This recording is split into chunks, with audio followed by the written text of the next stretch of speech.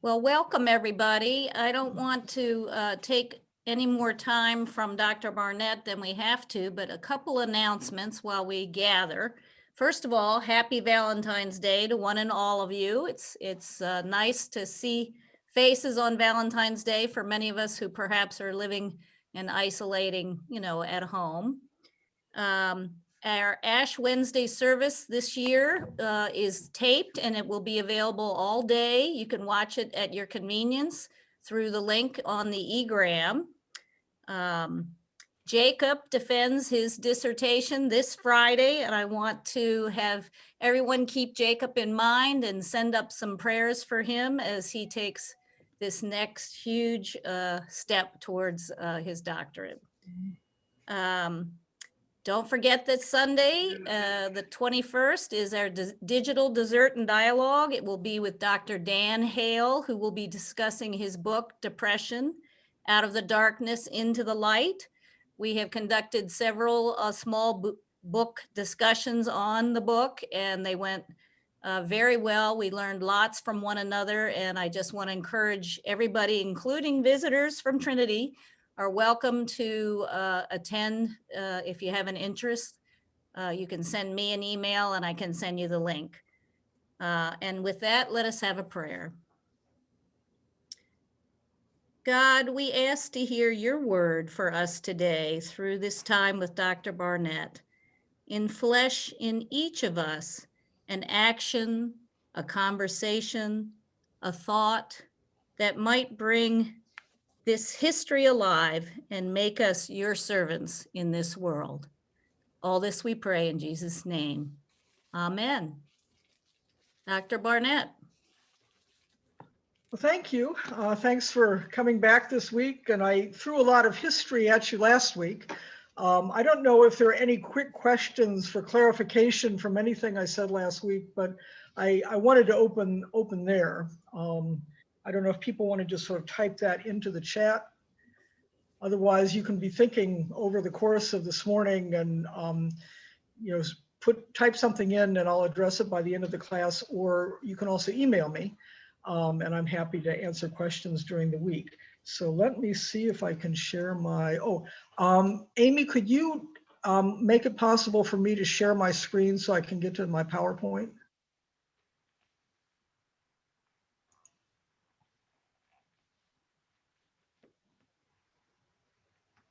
Let's see. It says, I'm trying to do it and it says host disabled screen sharing. So you need to make me a co-host.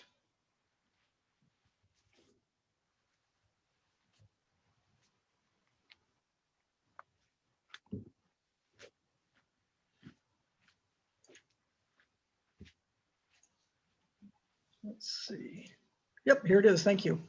Let's see if I can bring this up.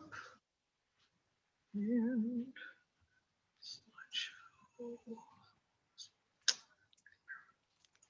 We can see it. Great. Okay, I'll get back to the beginning there. So just looking at the outline of our Sundays, we're now on the third Sunday.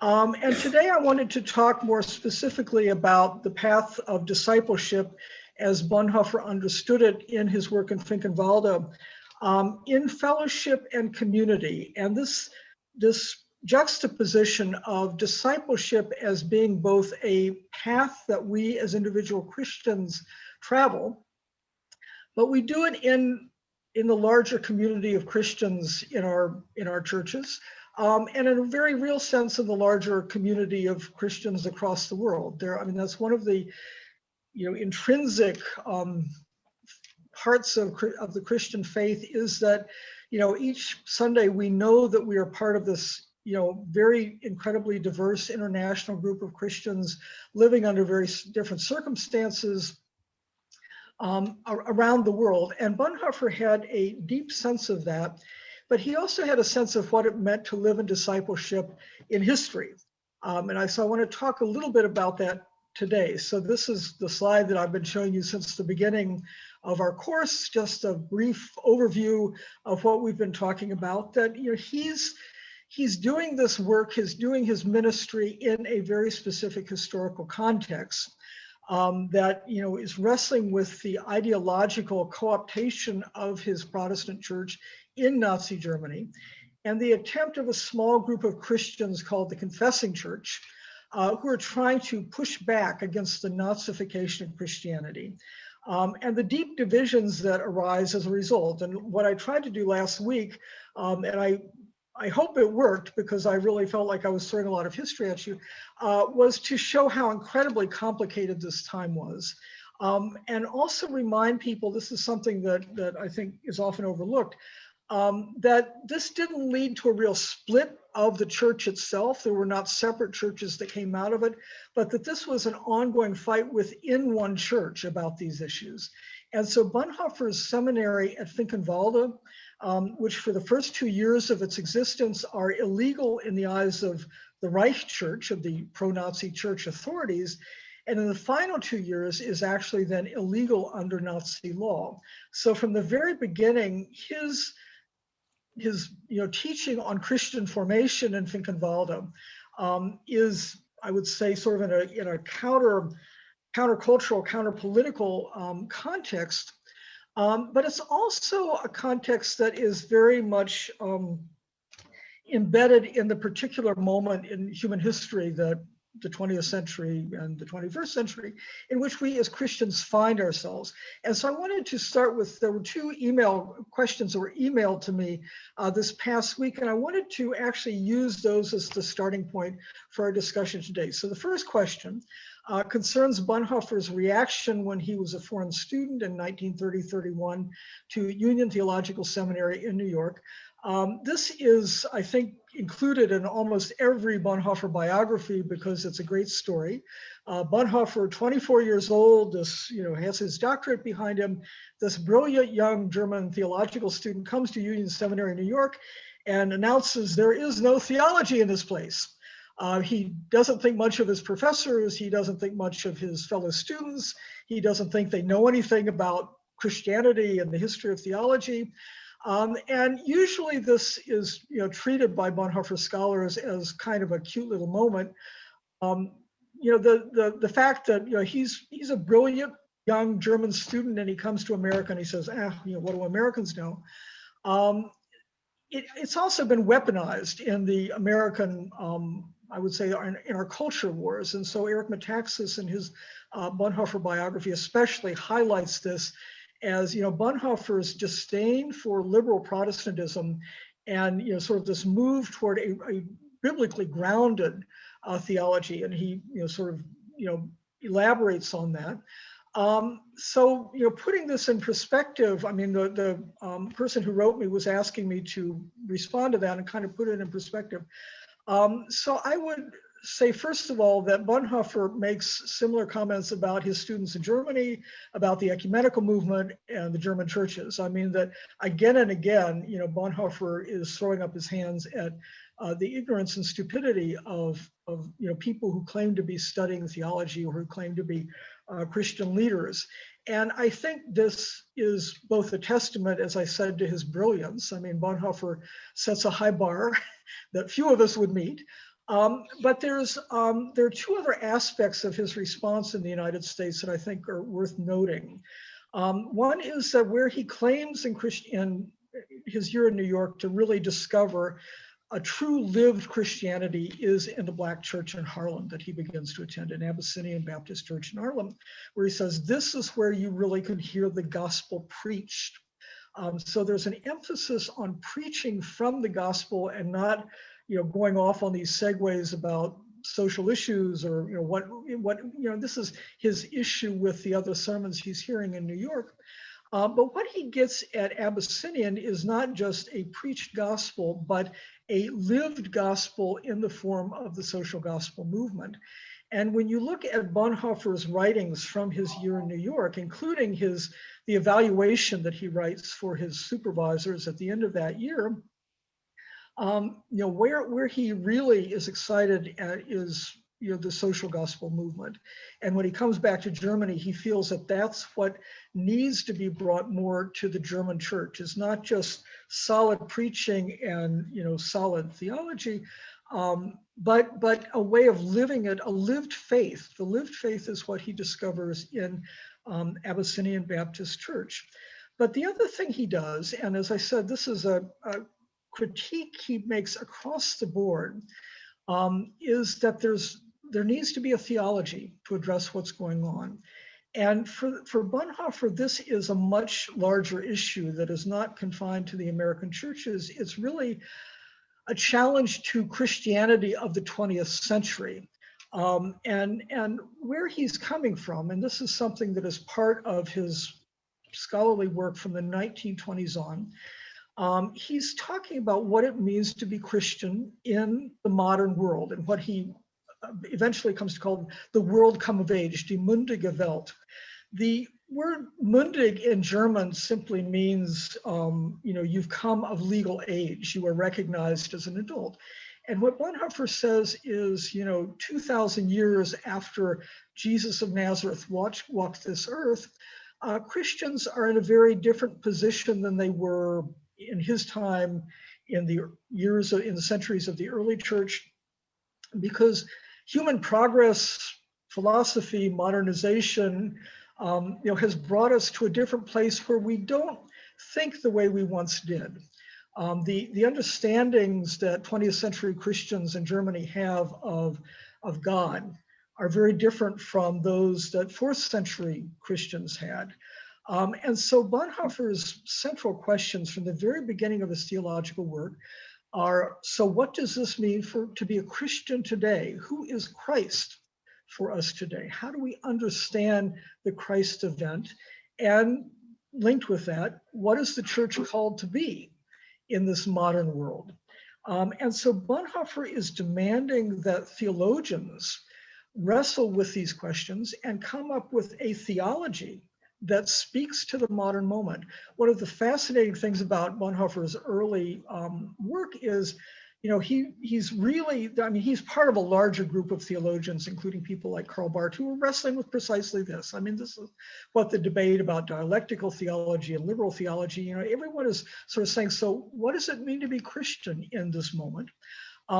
These are questions that are confronting Christians in modern society, but they're also questions that are now arising with the rise of totalitarianism and fascism.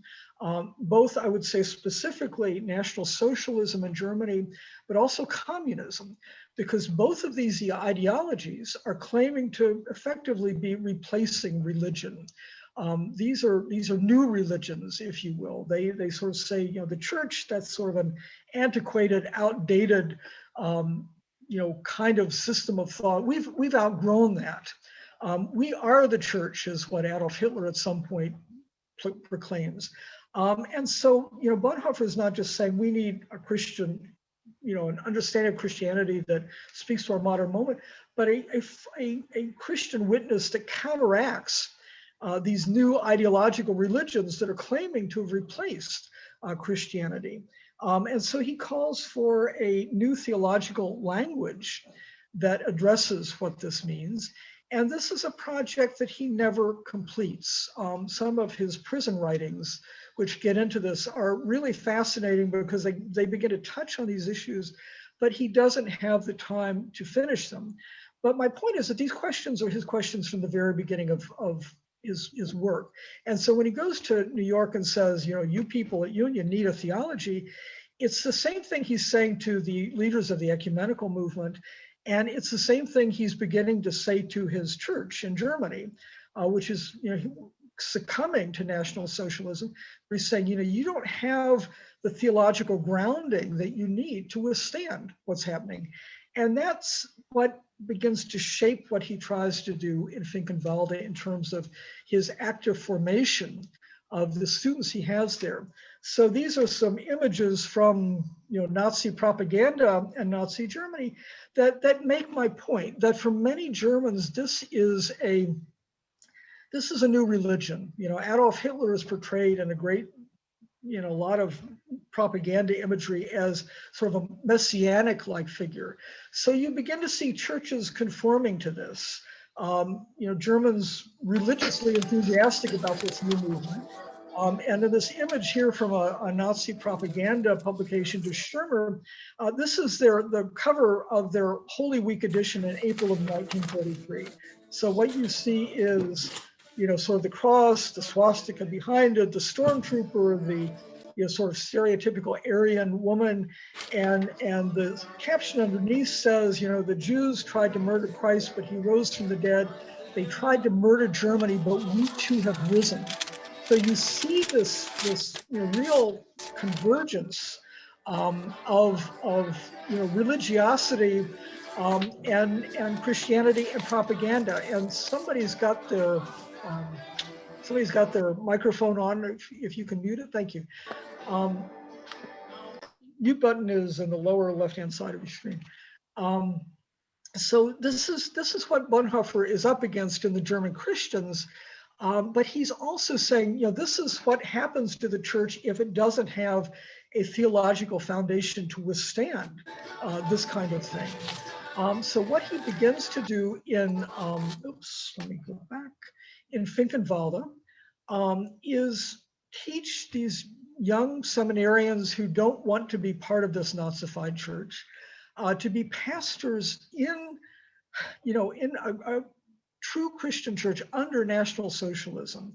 And so it's a lived experience in what it means to live faithfully during a period like National Socialism in a deeply divided church that is under totalitarian pressure, to be pastors in that divided context.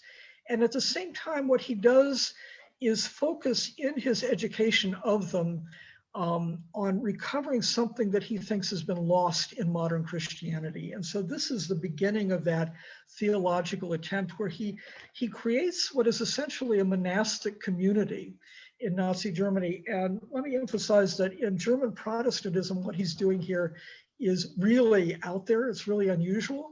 The other confessing church seminaries are, seminaries. I mean, people are studying homiletics, they're studying Bible, they're studying New Testament, Old Testament.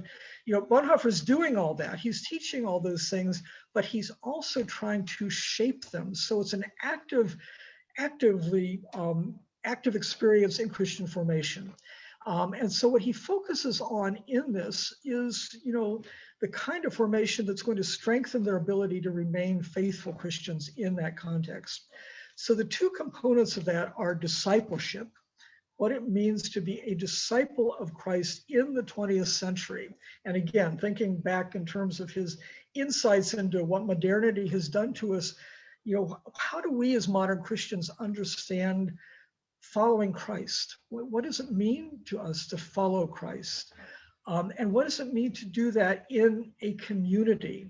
So the first thing, and the obvious thing in Nazi Germany, is the importance of following Christ, not some sort of false Messiah. And this is where, the Finkenvalda model is based on the Barmen Declaration that we talked about a couple weeks ago. The Barmen theses that say very clearly, this is what Christians believe, this is what they don't believe. And the very first thesis is, Christians follow Christ, we do not follow some kind of worldly Messiah.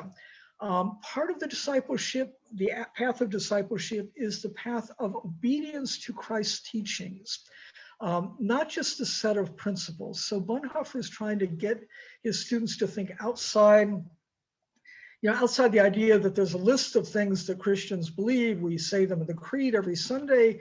Bonhoeffer says, that's all there, but the thing about discipleship is you're actively following the lived Christ in this world. You're not just sort of listing the things that you believe in.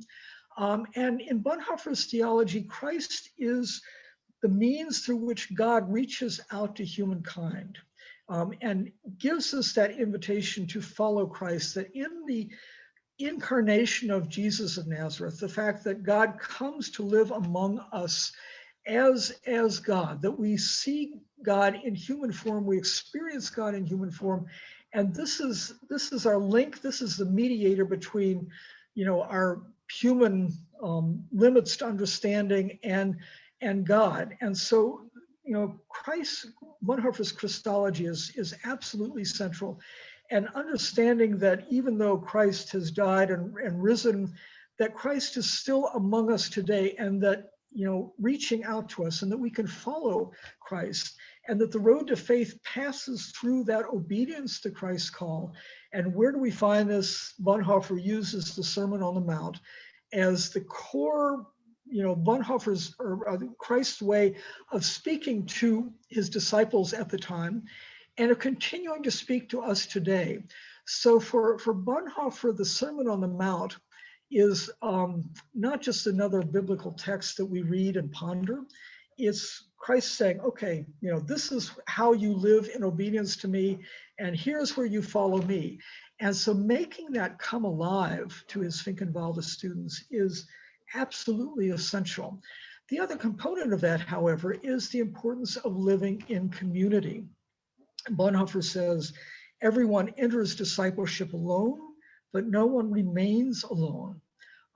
You start out as a single individual that responds to the word of God, but you're given the gift of living in a community of individuals who are also, reading the same word, being spoken to, and beginning to discover what it means to be a Christian in community.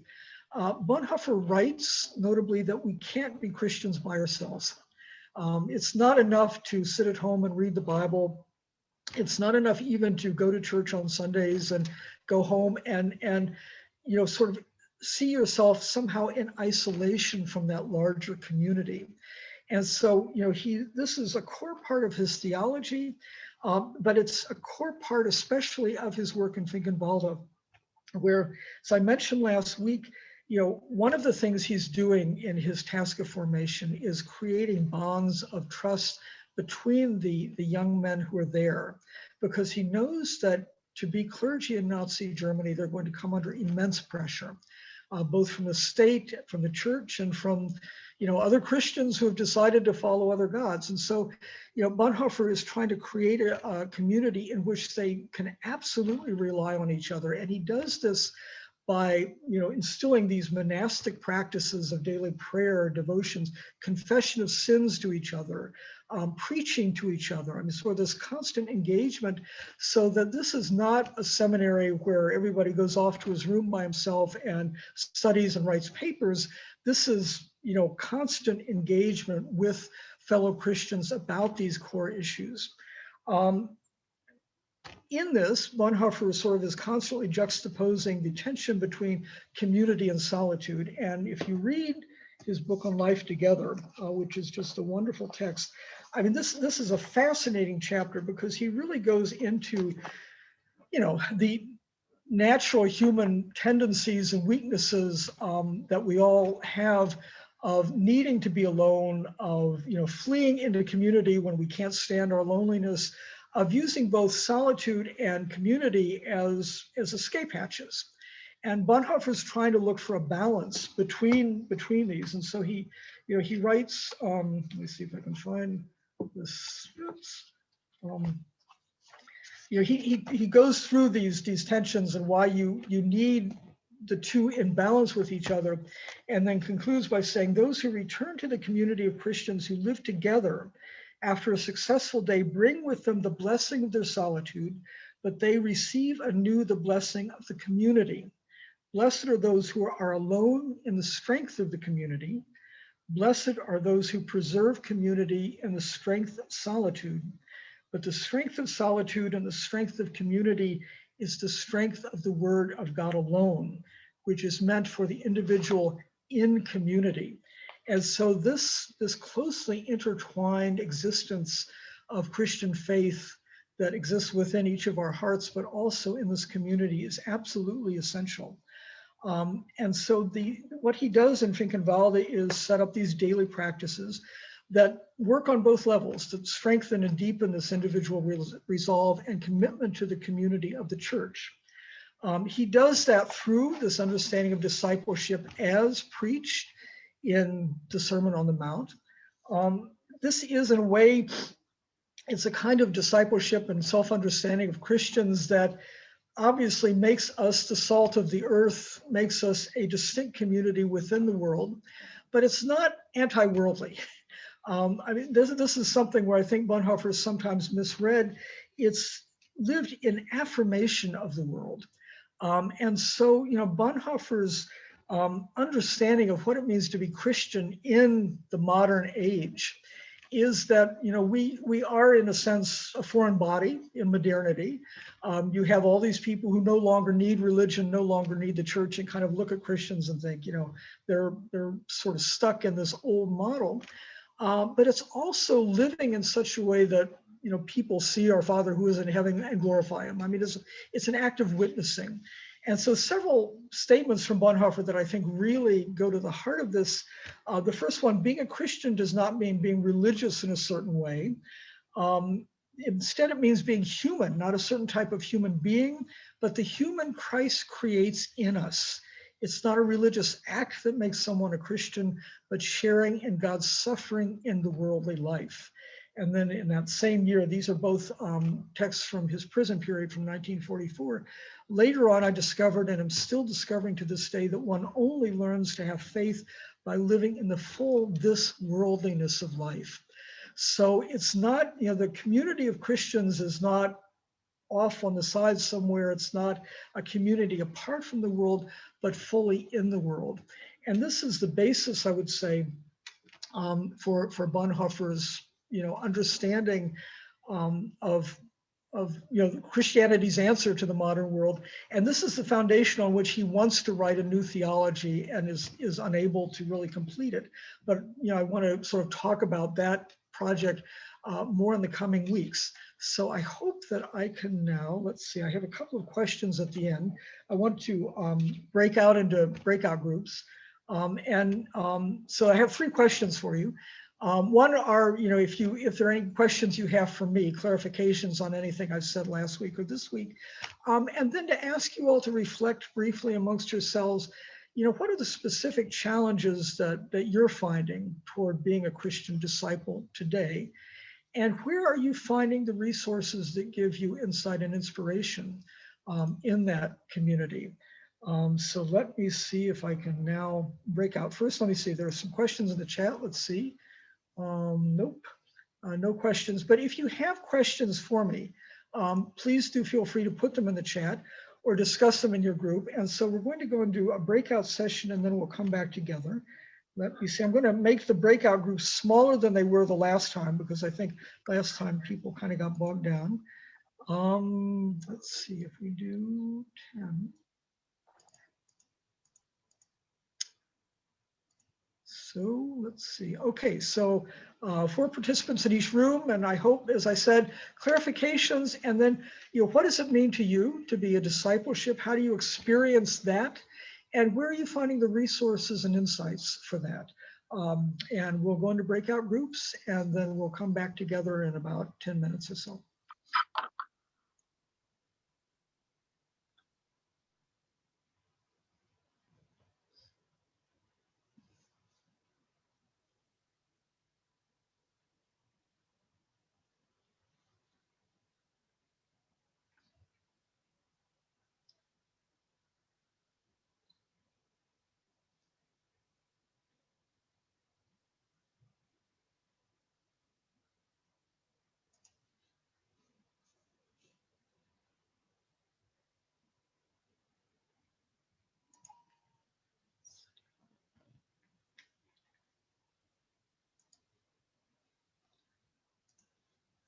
So I don't know if this means, I'm seeing faces on the screen. Does this mean that we're in a breakout room together? The people I'm seeing here?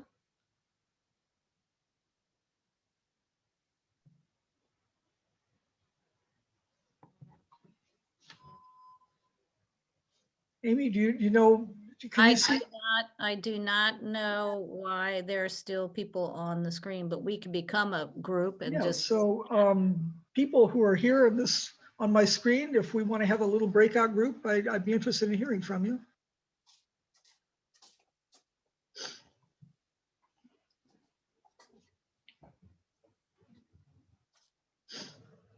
Might mean that they just want to drink their coffee this morning and have a little bit of a break to think about things.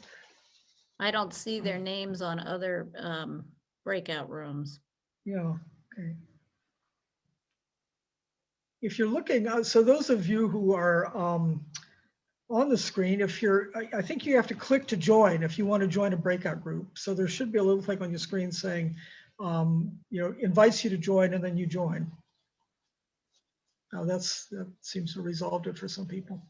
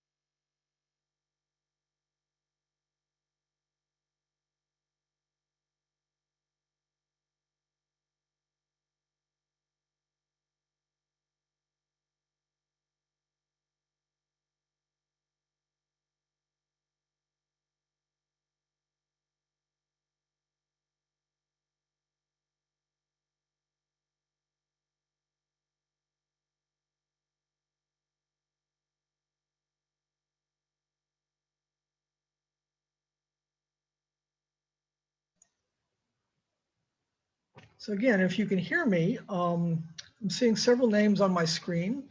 If you want to join a breakout group, I think you should have an invitation. You can just click on it that you want to join.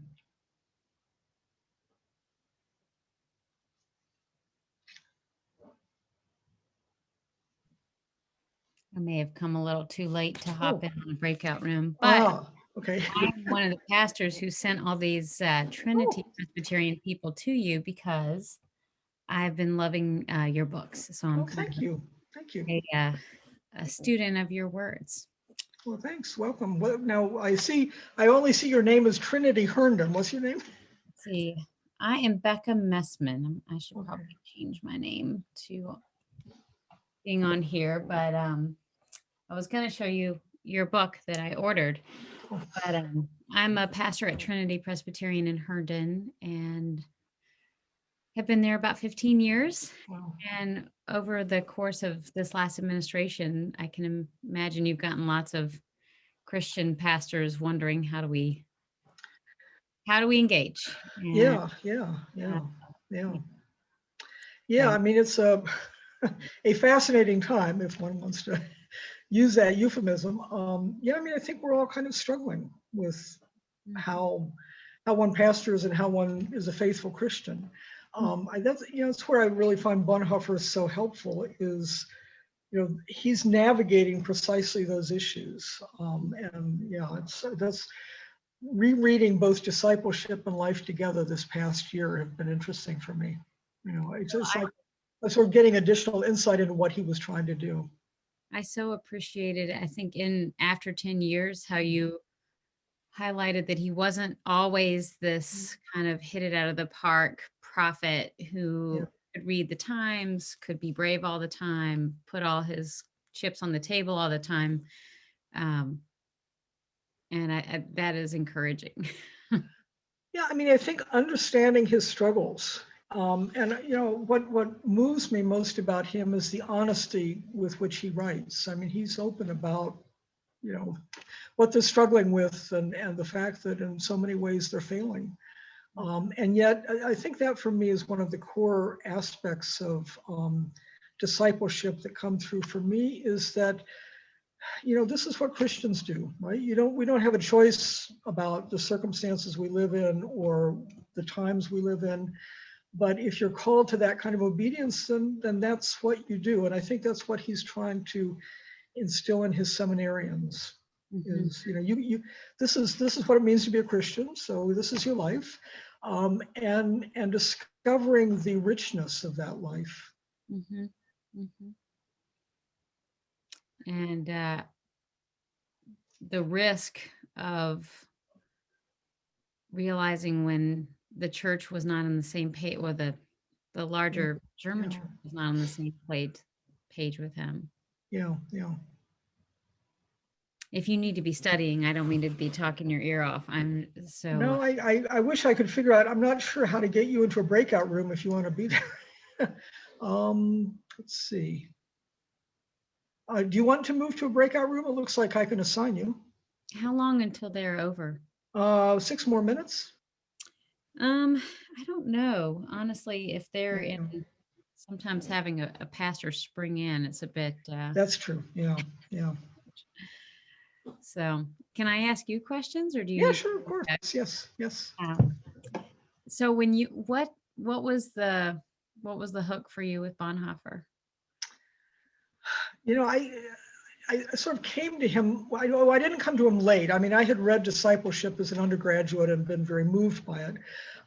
When I went to seminary, I was interested in sort of larger issues of what happens when the church finds itself in an ideological situation. And so my master's work at Union was actually looking at that issue in the Latin American church during the period of liberation theology. And so I was kind of focused on that. But I ended up moving to Germany for 13 years and studying the confessing church. And when I first started my work on the confessing church, I deliberately wasn't going to look at Bonhoeffer because I thought, Bonhoeffer's, I'm interested in looking at the non-Bonhoeffers. And so that was my entry into the field. And I wrote this book on the confessing church and interviewed all these people who'd been in the confessing church. And that then brought me back to Bonhoeffer in a very different way because I really understood the much larger context in which he had been living and writing.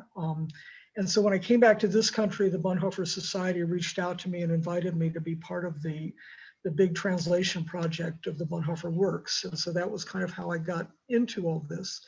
And I think that I'm glad I had that experience. I think one weakness sometimes with people who read Bonhoeffer is they kind of read him in isolation from that much bigger history. And only when you see all the stuff that's going on around him, I think you really kind of get what he's up against and what he's trying to do. Mm-hmm. Have you been in conversation with people like Eric Metaxas? You know, I haven't. Now I've done a lot of work with evangelicals. When I worked at the Holocaust Museum, it's a public museum. And so I, traveled around and lectured and had seminars at the museum for people from all different directions. I was very critical of his book in my review of it. And I think that kind of blocked any further conversation. Although it's interesting because I've had other evangelicals reach out to me and thank me for the book. I mean, for the review, because it gave them a sort of a broader historical critique from which to understand those issues. That's helpful. I know a lot of the people who have read that or have seen his recent Yeah. voice kind of are either in Presbyterian churches are very confused. Like Yeah. how do you sync up someone like Bonhoeffer with someone who would be really supportive of the current administration? And our church, Trinity, and I think Westminster, are very politically purple, but it's been very hard to walk that line the last 4 years. I mean, just I've had so many Saturdays where something's happened in the world and the sermon has just wrought a pound of flesh. Yeah. Well, it's interesting. At the beginning of today's session, one of the questions I got that I responded to this past week was from somebody who had read the Metaxas biography and wanted to know about his critique of the American church. And that is so often taken out of context. And I tried to put that in a larger context, which is that, his critique of union is one that he applied to the German church and the ecumenical movement as well, where he said, Christians today are not responding to the needs of the modern ideological world.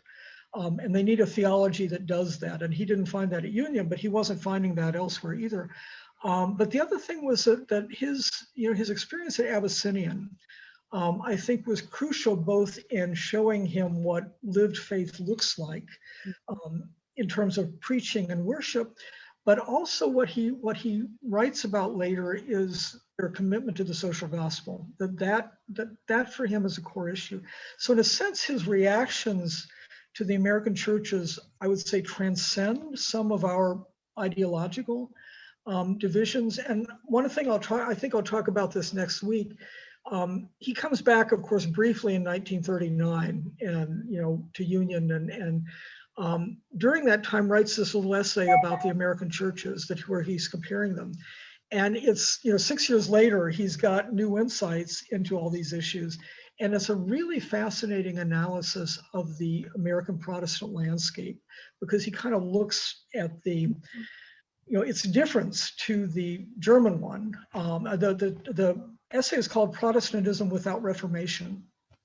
And what he says is, so the European churches had a Reformation, and you have single cohesive churches that come out of that. So that the German church, for example, in 1934, you can get representatives from all these different regional churches who can all agree to the Barmen Declaration of Faith, because they've got a central core belief.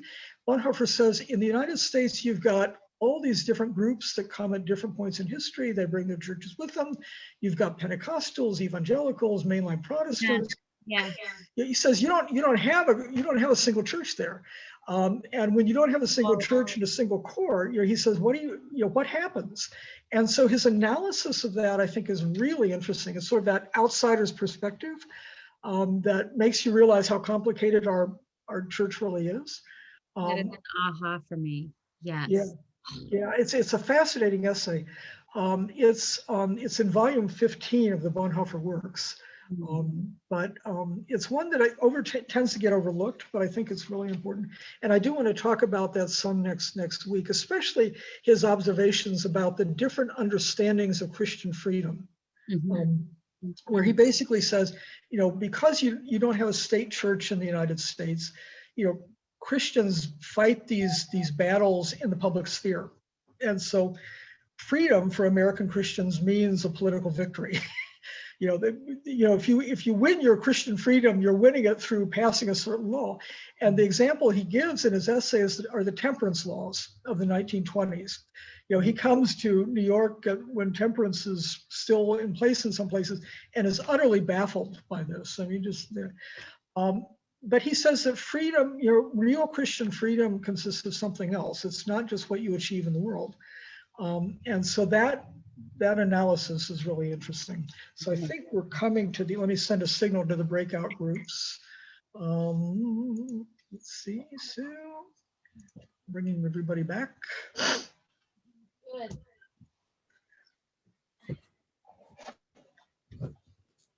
So this is what I went to on January 6th. Oh, thank you. That essay is my favorite one of all of his writings. I just couldn't believe the clarity of saying on stupidity. Yeah. Or I was thinking yesterday. I sent out a tweet yesterday about his section on civil courage, where he says, why were we not seeing any civil courage? His analysis of human behavior is just so timeless. Well, it was gracious to say that this is what happens when you're in reaction to a large, powerful force. That to me was an aha, to think people have to do something mentally in response to the world around them. Yeah. Well, welcome back, everyone. Let's see.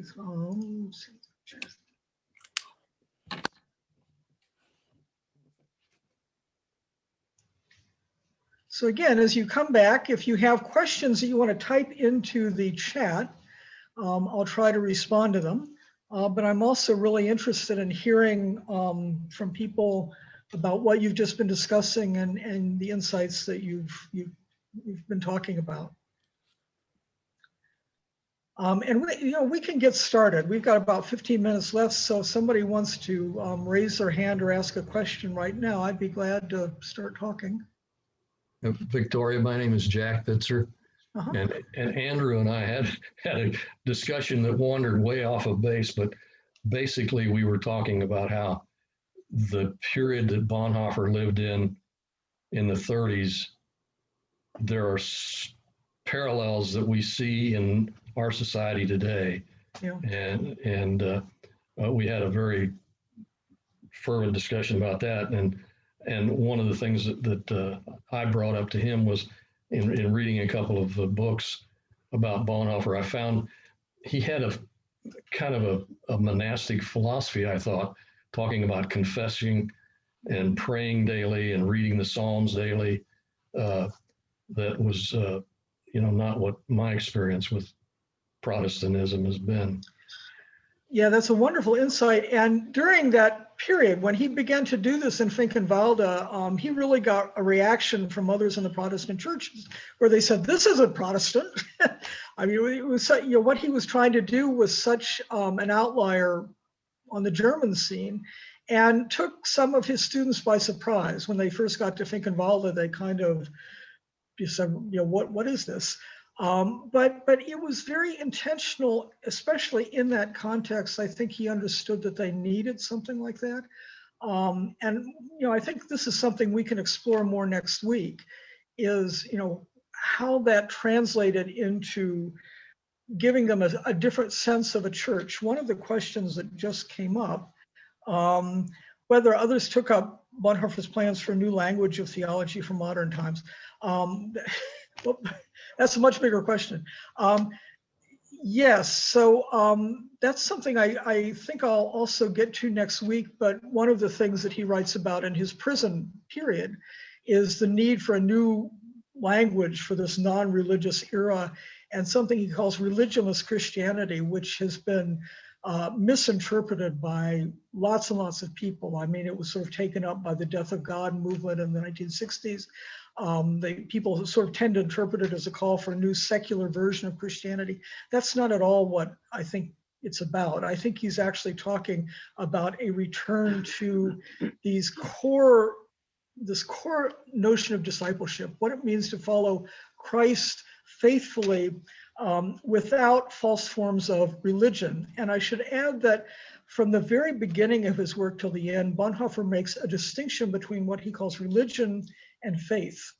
And religion for Bonhoeffer, and this is also true for Karl Barth, this comes out of the discussions of the 1920s, religion is our seeing through the glass darkly, our all too imperfect human attempt to understand the divine and express our faith in human language. It inevitably falls short.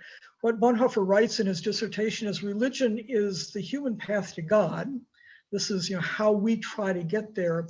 Christ is God's path to us. Faith is God intervening in the world in the human being of Jesus Christ, and showing us what God looks like and encouraging us to follow Christ. So understanding that distinction in Bonhoeffer's work, I think, is really key, because his critique of religion is not just a critique of false religion. He understands that we're inevitably going to come up with, our own projections of what we think faith is all about. So that, I don't know if that gets at some of what you're asking, but that's just a quick response. Any other questions? So there's one. Yes, may I just comment on that? Yes. My name is Sig, otherwise known as Siegfried. Okay, I'm born a German speaker, still read it. And it seems that one of the statements in the Sermon on the Mount is, you call me Lord, Lord, but you don't do what I say. Yeah. You're going with the goats. So Lloyd Ogilvie said, religion is man-made, just as you said, but Christianity is God coming to us. And so it's all about either do what I say, which is commands. He doesn't make suggestions, and that's the Christian life. And all of the rest of the writings by the apostles and the disciples, the epistles, all just amplify on the same thing in just many different ways. And there's a wonderful ministry called Cursillo de Cristandad, and for Protestants, it's called Tres Dias, which just focuses on what did Jesus say? What does he say? And there are many Catholics who actually believe this and are born again, as Christ told Nicodemus. So that's what's required. So you must be in the world, because otherwise you can't do his work. You can't be his instrument to others. Yeah, thank you for that. And I see the other question I see in the chat right now is a question from you, I believe. What do you believe about Bonhoeffer believing that the church diluted the faith with evolution? So Bonhoeffer is not anti-science. He actually, his father is a leading neurophysicist. His brother, Carl Friedrich, is a leading nuclear physicist.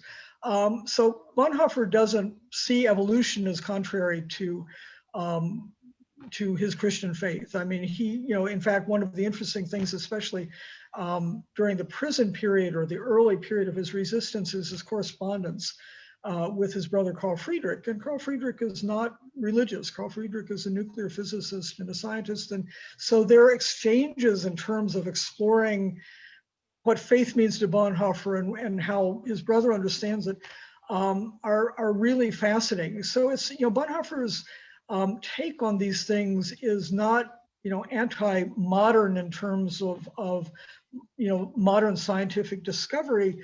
For him, faith is about something else. It's not about, sort of staying in, at a certain stage of human knowledge. Bonhoeffer says the human knowledge, the discoveries we're making are important. We can still be faithful Christians. Christ's teachings are calling us to something else. And so that's kind of a short answer to that question. Are there questions from anyone else? Sort of looking,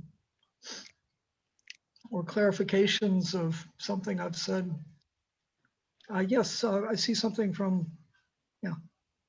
You'll need to unmute.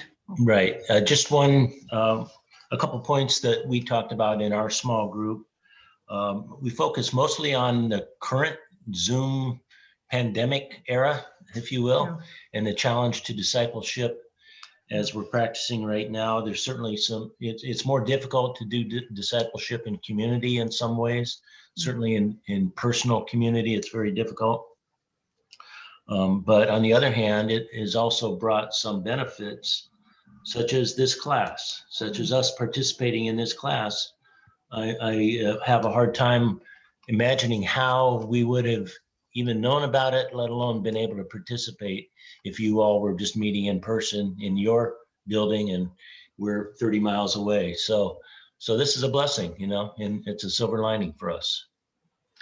Yeah, it's interesting, isn't it? I've kind of had that experience in my own church as well, that I feel like I've gotten to know some people better than I would have otherwise. I might not have had the conversation at coffee hour, but because I'm in a book discussion or something, I'm getting to know them better.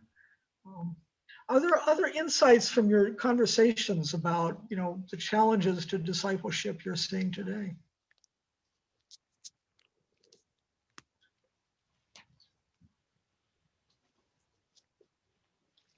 I Yes. guess our group brought up one fact, and I have experienced this myself, that, I go to church to worship God, and it's this tension that I feel with the church becoming more political and being involved in political things. And it's that, the group really chewed into that a little bit and just said, it's a tension that exists, and it's not either or, but it's both and. But that tension does exist. Yeah. Other questions and insights? Yes, Mr. Brown? We are social people. When we're isolated, it has tremendous impact. We have a young lady in our community that's 105 that we visit a couple times a week. And recently, she has insisted upon giving Marty and I a hug. It makes such a difference to be close and to show your caring and your love. You can kind of imagine it on a screen, but it's reality in person. Yeah, thank you for that. And I wouldn't want you to think that Vera is frail. She runs around, she plays bridge, she does everything, but she does not do Zoom. Yeah. She thinks she's at the point where she shouldn't have to use her brain that much. Yeah, when you think about, when you read Bonhoeffer's work, both, this period in which he writes Discipleship, but I don't know how many of you have read his prison letters and papers from prison. And you think of the isolation he feels once he's imprisoned, and his attempt to both feel a sense of fellowship with the people that he can't meet with personally. I think that being in this pandemic has given us some sort of a emotional, it resonates differently emotionally, I think, now than maybe before. So there were two questions, one from Elizabeth Martineau and then from Bill Brown. Yes, I just wanted to say that among the things that I've seen during the pandemic that I think are this, maybe fall under this social gospel, is, the community at large has made a real effort, and I think a successful one, to feed the hungry. The kids and the families who are not able to go to school or the regular places that they get nutrition, the community has made sure that there are ways that food is distributed, and the work of the healthcare workers has really been enormous. I mean, they've been pulling, all-nighters and getting sick and dying themselves in trying to keep the rest of us alive. Yeah, that's a wonderful point that raises our sensitivity, and then we look for ways to reach out. Mr. Brown, did you have a question? Yeah, I was wondering about what Bonhoeffer thinks about groups. I mean, you mentioned this kind of tension between solitude and his group, creating trust within his group. But of course, groups can be very, I don't know, I shouldn't say of course. It seems to me groups can be very damaging. In fact, that's what you have with the Nazis. You have a group forming and gets bigger and bigger and bigger, a very nasty group that holds together, probably because they know they're all doing bad things and they trust each other because they don't want to get, that's how it starts, like any gang. But I'm wondering how Bonhoeffer himself thinks of this group idea as opposed to your own individual kind of idea or your highly integrated community kind. I mean, there's sort of three different things there. Yeah, it's a wonderful, wonderful question and wonderful insight. The German word that he uses for community is Gemeinschaft.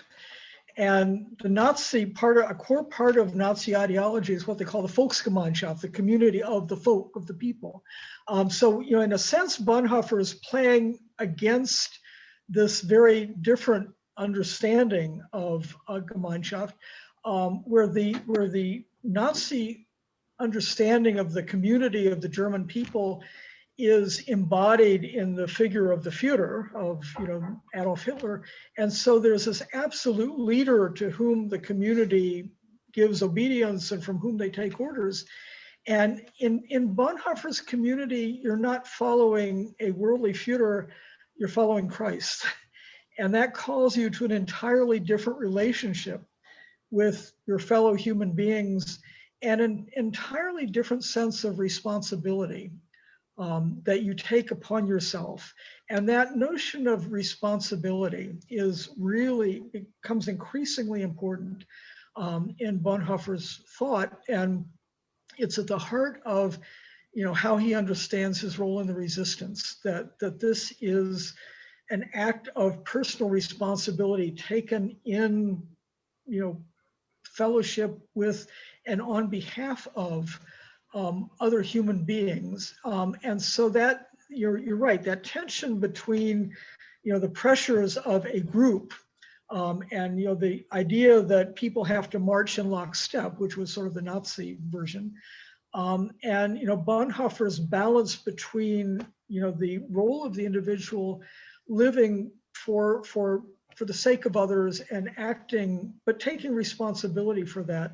You know, one of the things that fascinates me about Bonhoeffer's role in the resistance, and when I was first doing my my research, I interviewed his biographer, Eberhard Bethge, and asked him, you know, how he justified being part of a resistance group that was violently overthrowing the government.